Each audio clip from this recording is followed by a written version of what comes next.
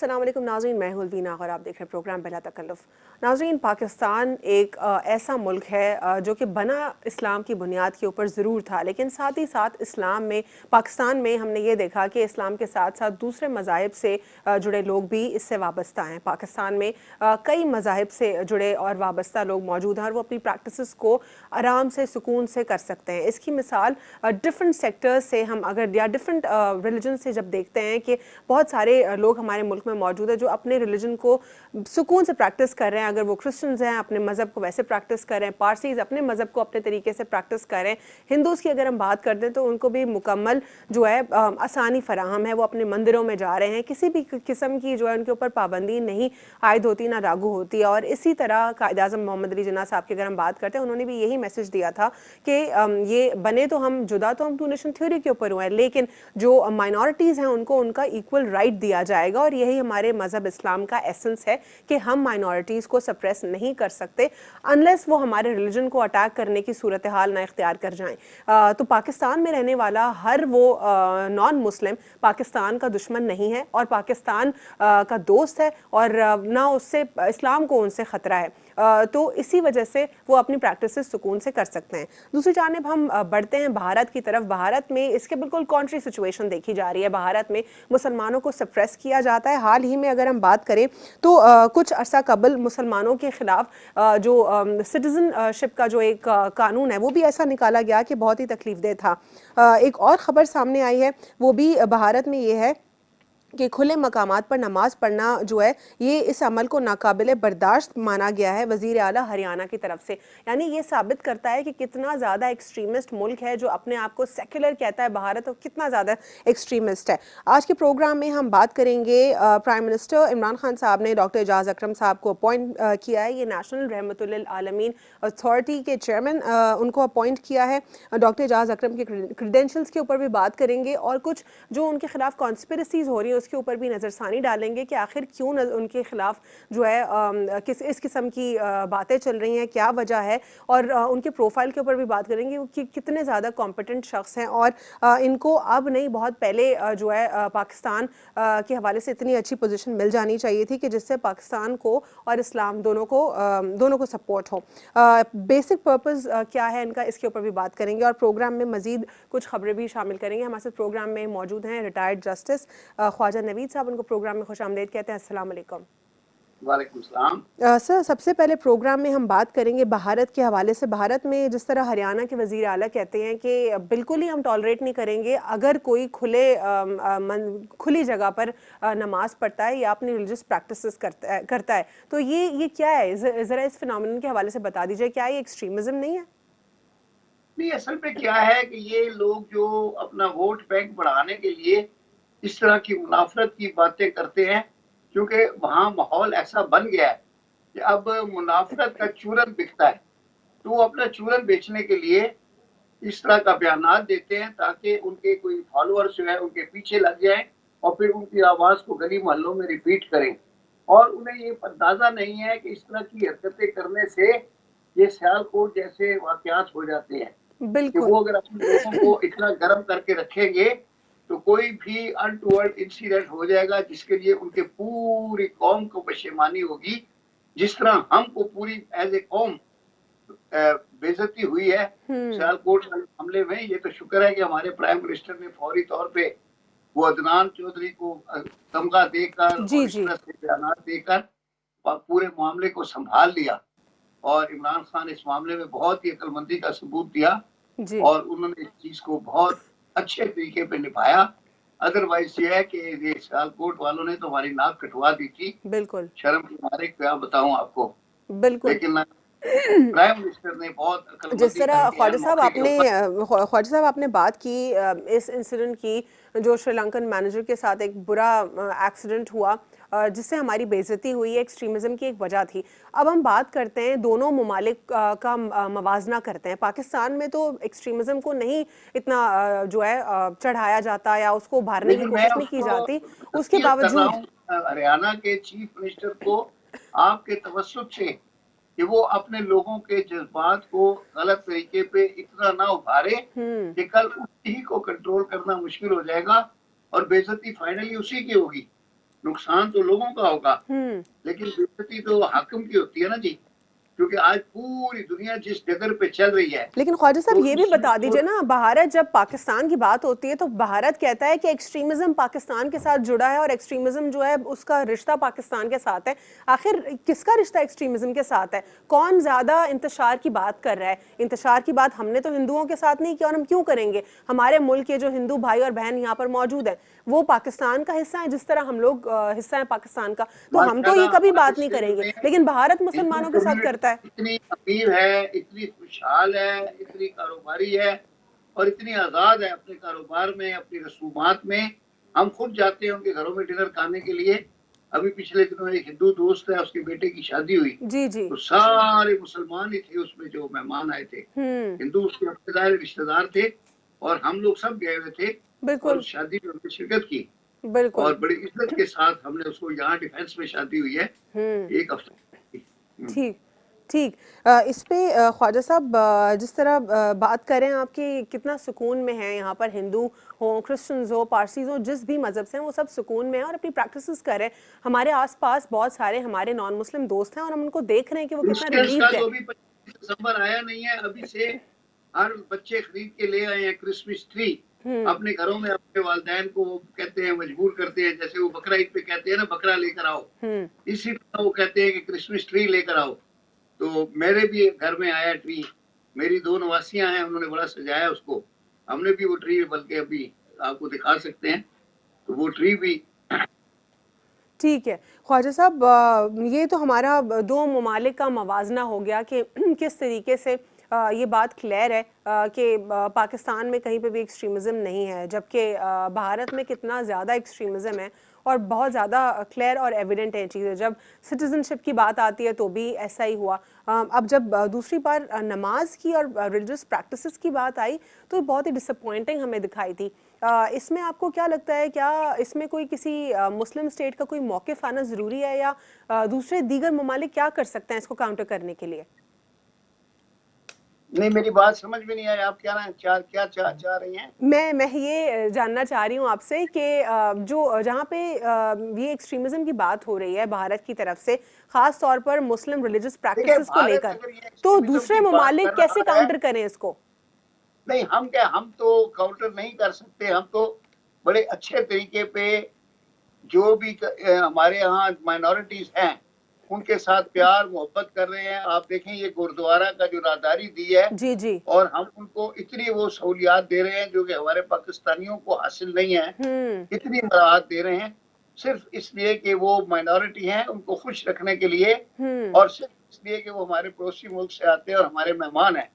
हम उनको look after कर रहे हैं ताकि पूरी दुनिया को एक अच्छा मैसेज जाए।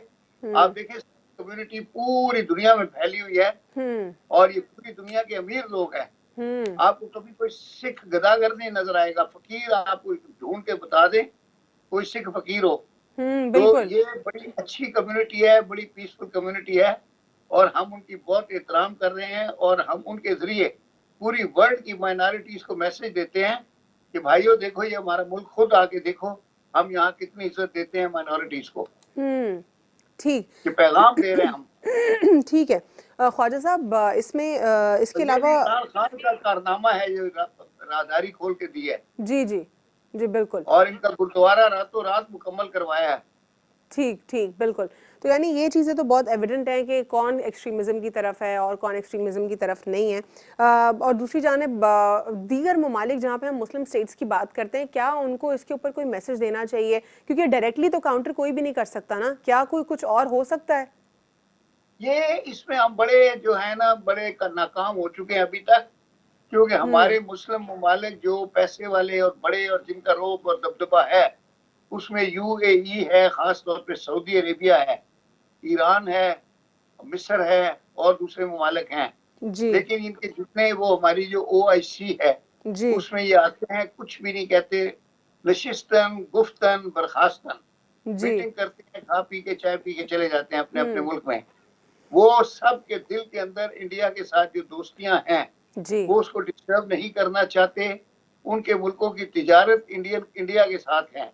इंडिया बहुत बड़ी कंज्यूमर मार्केट है, वहां पता नहीं 1 अरब के करीब लोग हैं तो ये हमारे मुस्लिम ममालिक जो हैं वो अपने कारोबार में ज्यादा तवज्जो देते हैं बनिस्बत इसके कि वो जो मुसलमान कम्युनिटी की हिफाजत के लिए जो इनको बनाया गया है उसकी तवज्जो नहीं है। ठीक है, एक छोटा सा वक्फा लेंगे, वक्फे के बाद प्रोग्राम का सिलसिला जारी रखेंगे आफ्टर शॉर्ट ब्रेक।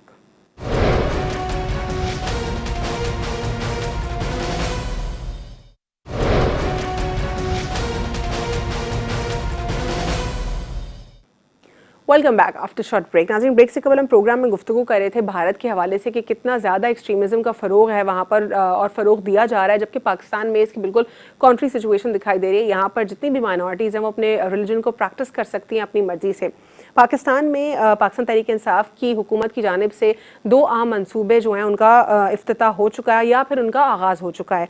आगाज़ की अगर हम बात करते हैं, नेशनल रहमतुल लिल आलमीन अथॉरिटी एक ऐसी अथॉरिटी फॉर्म की गई है जो कि इस्लाम के ख़िलाफ़ मवाद को या हमारे prophet peace be upon him के ख़िलाफ़ मवाद को काउंटर करेगी। साथ ही साथ इस अथॉरिटी के बहुत सारे काम भी हैं, जैसा कि रिसर्च और एजुकेशन करिकुलम के हवाले से इस अथॉरिटी के चेयरमैन जो है डॉक्टर एजाज अकरम को अपॉइंट किया गया है। उनके हवाले से गुफ्तगू करेंगे हम ख्वाजा साहब से। जी ख्वाजा साहब, ये अब अथॉरिटी बनाई है, अब ये डिस्क्राइब करें, डिफाइन करें कि इसके पैरामीटर्स क्या हैं, इनके रूल्स क्या हैं, इनका जुरिस्डिक्शन क्या है और ये कौन सा काम करेंगे।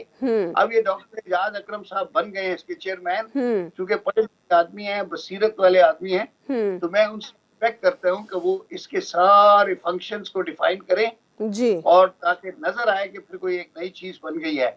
ऐसा ना हो जैसे मौलाना फजलुर रहमान 10 साल तक कश्मीर कमेटी के चेयरमैन थे और वो पता ही हुआ कश्मीर के साथ कुछ भी नहीं। अच्छा ठीक है, मैं थोड़ा बहुत आपको बताती हूँ इसके। जी जी जी ख्वाजा साहब, तालीम याफ्ता आदमी हैं जी जी, मुझे इनसे बड़ी उम्मीद है कि ये वोकल होंगे, कुछ प्रेस कॉन्फ्रेंसेस करेंगे, कोई इस पे कॉलम लिखेंगे, आर्टिकल लिखेंगे, कुछ सेमिनार करवाएंगे, ताकि रहमतुल आलमीन जो अथॉरिटी बनी है तो उसके फंक्शंस नुमाया हों और आम आदमी तक उसकी मालूमात पहुंचे कि आया ये अथॉरिटी करेगी क्या। ठीक है, लेकिन बैठे तो हम सब के दिलों में ऑलरेडी है कि हज़ूर नबी करीम सल्लल्लाहु अलैहि वसल्लम रहमतुल लिल आलमीन जी जी। अब ये रहमतुल लिल आलमीन अथॉरिटी जो बनी है जी जी और फिर एजाज अकरम साहब उसके चेयरमैन बने हैं जी, तो वो बताएंगे कि भाई ये अथॉरिटी करेगी क्या। मैं बताती हूँ सर आपको कुछ जो अब तक रिवील की गई हैं इसके हवाले से, जो कुछ डिटेल्स रिवील हुई हैं अब तक इस अथॉरिटी के हवाले से, वो ये है कि रिसर्च में काम किया जाएगा इस अथॉरिटी के डोमेन से, इंटरनेशनल लिंकेजेस जो हैं उसके ऊपर काम होगा, रोल ऑफ मीडिया के ऊपर काम होगा और इसमें जो है रोल ऑफ मीडिया के साथ साथ जो रीडिफाइनिंग करिकुलम और आउटरीच एंड सोशल जस्टिस के ऊपर इसमें काम होगा। कोई भी इनअप्रोप्रिएट कंटेंट अगेंस्ट इस्लाम या फिर हमारी एथिक्स के ख़िलाफ़ या फिर सीरत नबवी सल्लल्लाहु अलैहि वसल्लम के ख़िलाफ़ अगर कुछ भी ऐसा कंटेंट आता है उसको काउंटर करना और मीडिया के रोल को इस्लाम की सपोर्ट में यूटिलाइज़ करना। जिस तरह खान साहब गए थे कुछ अर्सा कबल, लगभग 1.5 साल या 2 साल कबल वो गए थे, तो उन्होंने बात भी की थी कि हम इंटरनेशनली कुछ एक एलाय फॉर्म करेंगे जो कि इस्लामोफोबिया को काउंटर करेगा। उसी तरह इसका भी एक रोल होगा, इंटरनेशनल लिंकेजेस की भी इसमें बात होगी। और फिर सबसे बड़ी बात वो है तालीम की, रिसर्च की, और इसमें जो करिकुलम का रिव्यू करना है नेशनली, इसके ऊपर ये तमाम तर जो है काम होगा इस अथॉरिटी के तरफ से। तो अब हमने ये देख लिया कि सोली रिलीजन के हवाले से ये रिवॉल्व कर रही है, तो क्या समझते हैं आप ये जो सारा काम है नेशनली हो पाएगा या खुदा ना खास्ता बैरियर्स आएंगे, क्योंकि हमारे दीन से बहुत सेंसिटिव मामला जुड़ा है, यहाँ पर सियासत बिल्कुल जायज़ नहीं है। Very good, I agree with you. तो अगर ये इस तरह से ये अथॉरिटी ये सारे फंक्शंस करती है और दुनिया में जो इस्लाम फोबिया हुआ है वेस्टर्न वर्ल्ड में, कोई भी पकड़ा जाए तो बोला ये मुसलमान है, तो हालांकि वो बाद में पता चलता है कि उनका अपना गोरा था, वो काम दिखा गया, लेकिन वो पहली खबर तो यही आती है कि मुसलमान ने किया जी। तो अब ये कि इस कॉन्सेप्ट को खत्म करना जी, ये अब ये रहमतुल आलमीन कमेटी का काम है जी, और ये एजाज अकरम साहब अच्छे तरीके पे उसको बखूबी अंजाम दे सकते हैं जी। ठीक। डॉक्टर एजाज़ अकरम के हवाले से मज़ीद अगर हम बात करते हैं, इस अथॉरिटी के हवाले से भी बात करते हैं, तो मैं थोड़ा सा इसमें भी बात करूँगी कि उनके उनके प्रोफाइल के हवाले से जिस तरह हम जानते हैं कि वो कितने, उनकी क्रेडेंशियल्स कितने हाई हैं। वो चाइना के साथ यूनिवर्सिटीज़ के साथ भी एफिलेटेड है, वहाँ पे भी तालीम और तदरीस का काम जारी है उनकी तरफ से। फिर लाम्स में भी उन्होंने पढ़ाया है, फिर उसके अलावा NDU के साथ वो वाबस्ता रहे, इसके अलावा वो मिस्र के तालीमी इदारों के साथ वो वाबस्ता रहे। तो उनका एक बहुत ही बड़ा प्रोफाइल है तालीम में जब हम बात करते हैं। जी कि वो हमारे लिए भी रहमत साबित हो, जी जी, क्योंकि वो तालीमीन कमेटी में आए हैं। जी जी। और क्योंकि इस मुल्क में तो बंदा ढूंढना काम करने वाला बड़ा मुश्किल काम है, लेकिन बंदा नहीं लेकिन मिलता। सर मैं आप इसमें वैसे ऐड कहें करूंगी। कि अनएम्प्लॉयमेंट है इस मुल्क में इतनी, लेकिन अगर आप आदमी ढूंढने जाओ तो जी, बंदा मिलता ही नहीं है। लेकिन जासिर साहब किसको रखे? मैं इसमें एक आप ये कह रहे हैं कि इस मुल्क में मिलता नहीं है रेलेवेंट बंदा कि किसको रखे, लेकिन मैं इसके मुतरादिफ बात करूंगी क्योंकि मेरे पर्सनल एक्सपीरियंस में ऐसा हुआ है। रेलेवेंट बंदा सामने मौजूद होता है और उसको लात मार के फुटबॉल बनाया जाता है, उसको कहा जाता है कि तुम अंडर में काम करो इस कमतर बंदे के। और दूसरा जो रेलेवेंट बंदा होता है उसको इतना सप्रेस करने की कोशिश की जाती है, उसको उसके मेरिट पे काम नहीं दिया जाता। ये मैं नॉर्मल बात कर रही हूँ, हर फ्रेटर्निटी की बात कर रही हूँ सर। फिर ये डिपार्टमेंटों की जो इंटर और इन्होंने रल मिल के बेड़ा गर्क किया हुआ है, ठीक है ना। तो हाँ, इनको तो फिर ठीक करना ही करना है। ठीक। अच्छा, और इसके दे अलावा नीड करेक्शन। ठीक है, ठीक है ख्वाजा साहब। अच्छा ख्वाजा साहब, मज़ीद इसमें जो है ये भी मैं ऐड करती चलूँ कि ये जैसे इनकी अपॉइंटमेंट हुई, इसी हफ्ते इनकी अपॉइंटमेंट हुई है, और जिस तरह कोई भी एक अच्छा बंदा पाकिस्तान में उसको टिकने नहीं दिया जाता। आप कह रहे हैं कि मिलता नहीं है, मैं कहती हूँ पाकिस्तान में अच्छा बंदा टिकने नहीं दिया जाता। मेरे पर्सनल एक्सपीरियंस में ऐसा हुआ है। उसके खिलाफ इतनी कंट्रोवर्सीज होती हैं, प्रोपेगेंडा होता है कि मतलब वो होता कुछ है लेकिन उसको कुछ बना दिया जाता है, क्योंकि वो बंदा ऐसा होता है कि वो सिर्फ अपने काम से काम रखता है और ना वो कॉन्स्पिरेसीज का हिस्सा बनना चाहता है ना वो कर सकता है, तो वो कहीं ना कहीं पीछे रह जाता है। अब डॉक्टर एजाज़ अकरम की बात हम करते हैं। ट्विटर के ऊपर इस किस्म का हंगामा, वो जो मेरा जिस्म मेरी मर्जी वाली ख़वातीन थी वो भी आ गई, और जो औरत को हिस्सा दो और औरत के हुकूक और हम औरतों के हुकूक के लिए बात करते हैं, सारे उस किस्म के, आप समझ रहे हैं ना ख्वाजा साहब कि किस कैटेगरी के लोग जो हैं, जो अपने आप को कहते हैं फेमिनिस्ट हैं लेकिन अनफॉर्चुनेटली वो पता नहीं कुछ और ही लग रहे होते हैं। उन सब ने, सूडो लिबरल्स ने हंगामा खड़ा कर दिया ट्विटर पर डॉक्टर एजाज़ अकरम के खिलाफ। कहते हैं कि ये हमें, हमारे लिए नेशनल रहमतुल आलमीन अथॉरिटी का चेयरमैन इनको बनाया गया है, ये तो बात करते हैं अमेरिका के खिलाफ, ये तो बात करते हैं भारत के खिलाफ, ये तो चीन को अच्छा बोलते हैं। ओ माय गॉड, तो क्या चाह रहे हैं आप? और ये तो ये कंजर्वेटिव बात करें, तो क्या आप ये चाह रहे हैं कि जो चेयरमैन हो वो अमेरिका की तारीफें करें, जो एक बिल्कुल ही एक किलर स्टेट है? ये मेरा जिस्म मेरी मर्जी वाली औरतें, जी जी, सारी अच्छा वही। फिर क्या उसमें आ गई हैं, अमेरिका की हमायत में जी आ गई हैं। जी, वो ही कह रही है कि ये डॉक्टर एजाज साहब उनको अमेरिका को बुरा बोल रहे हैं। 9/11 को कहते हैं फ्लैगशिप ऑपरेशन था, 9/11 के लिए ऐसी बात करते हैं, और डॉक्टर एजाज जो है भारत को बुरा बोल रहे हैं, हिंदुत्व और मुसलमानों के खिलाफ जो हो रहा है वहां पे उसको बुरा बोल रहे हैं। तो मतलब क्या इनको अच्छा बोले जो इस अथॉरिटी के चेयरमैन हैं, जो कि हमारे रिलीजन से जुड़ी है, क्या उनको अमेरिका को इंडोर्स करना चाहिए?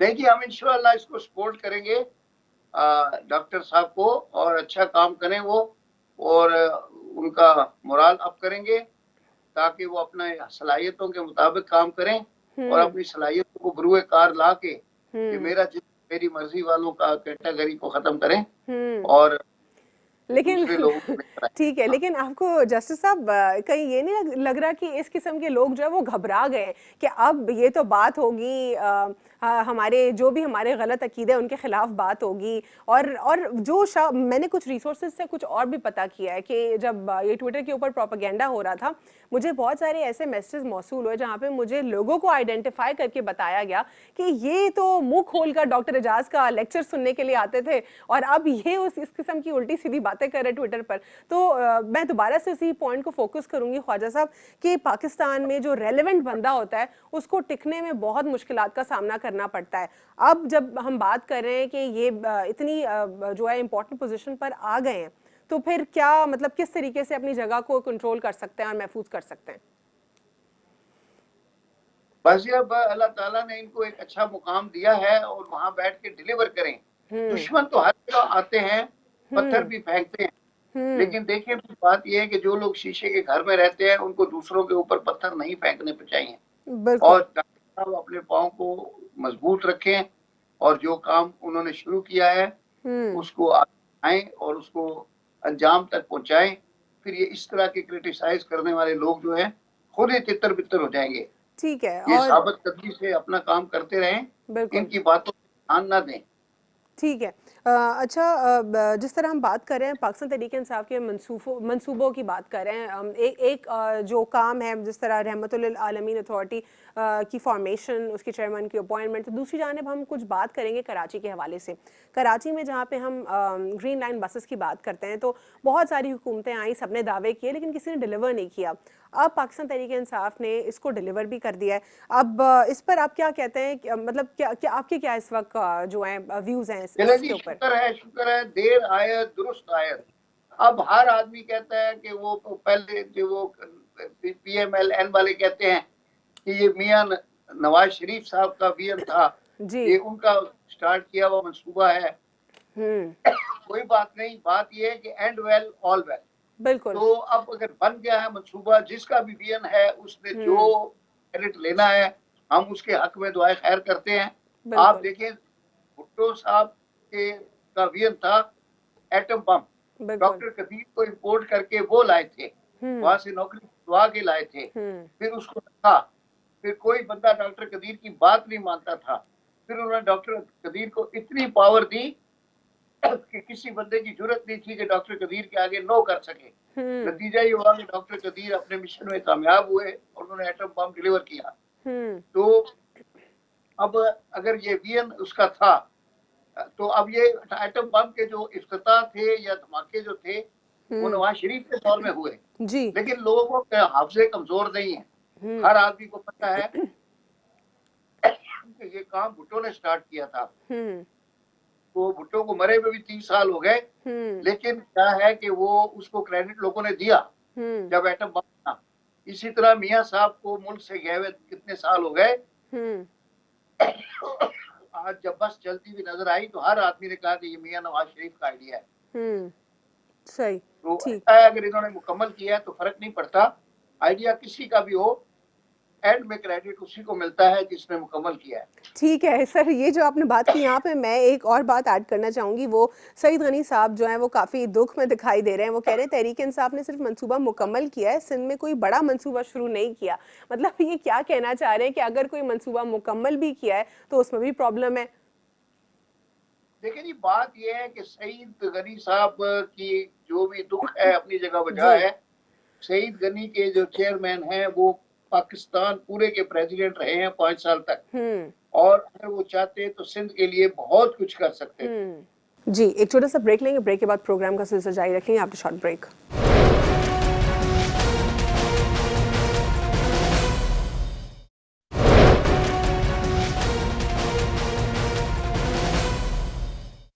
Welcome back after short break. नाज़रीन, ब्रेक से कबल हम प्रोग्राम में गुफ्तगू कर रहे थे नेशनल डेवलपमेंट्स के ऊपर। पाकिस्तान तहरीक इंसाफ की हमने डेवलपमेंट देखी। एक तो नेशनल रहमतुल आलमीन अथॉरिटी के चेयरमैन डॉक्टर एजाज अकरम को अपॉइंट करना, दूसरी जानिब एक और जो है पाकिस्तान तहरीक इंसाफ की तरफ से एक कामयाब मनसूबा उसका आगाज़ हो चुका है, वो है कराची के हवाले से ग्रीन लाइन मनसूबा। ये दो मनसूबे जो हैं अब तक की एक ख़ास डेवलपमेंट है। पाकिस्तान पीपल्स पार्टी काफ़ी ज़्यादा जो है इसमें उनका सिनेरियो ऐसा दिख रहा है कि शायद उनको बुरा लग रहा है या उनको अच्छा नहीं लग रहा। क्या सिनेरियो है, इसके ऊपर बात करते हैं ख्वाजा साहब से। ख्वाजा साहब, सईद गनी साहब के स्टेटमेंट जो है वो अजीब से लग रहे हैं, क्या कहेंगे आप?